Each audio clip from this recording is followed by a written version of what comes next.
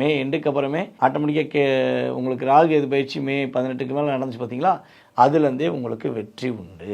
உங்களுடைய முயற்சியில் நல்ல விதமான மாற்றங்கள் உண்டு. பொருளாதார நிலையில் நல்ல முன்னேற்றம் உண்டு.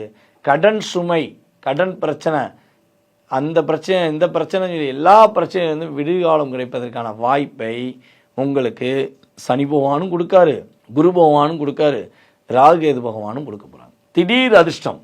நான் ரொம்ப நாளாக கொடுத்து வச்ச காசு ரொம்ப வருஷம் ஆச்சுங்க, பல வருஷம் ஆச்சு, அந்த பணம்லாம் வரணும்னு எதிர்பார்க்கல அப்படின்னு நினச்சிக்கிற விஷயம் இந்த வருடங்களில் உங்களுக்கு கிடைக்கும். திடீர் யோகங்கள் அப்படிங்கிறது எப்படின்னா, உங்களுடைய ப்ரொமோஷன் இனிமேல் காத்திருக்கு, உங்களுக்கான அங்கீகாரம் காத்திருக்கு, உங்களுடைய இளைய சகோதரர்கள் உங்களுக்கு உதவி செய்வாங்க.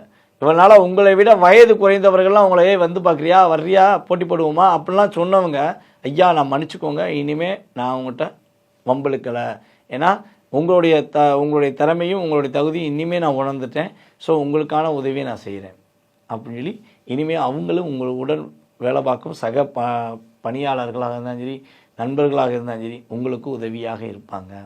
ஸோ இந்த ஒரே ஒரு செயல்பாடில் கொஞ்சம் கவனமாக இருக்கணும்னா, உங்களை விட வயது மூத்தவர்களிடம் கொஞ்சம் பொறுமையாக பேசுங்க, கொஞ்சம் நிதானமாக இருங்க. அவங்க சொல்கிற ஒவ்வொரு விஷயத்திலையும் சரி என்ன தவறு என்னன்னு யோசித்து பார்த்துட்டு செய்யுங்க. ஏன்னா சனி பகவான் உங்களுடைய ராசிக்கு 11ஆம் இடத்தை பார்க்காரு.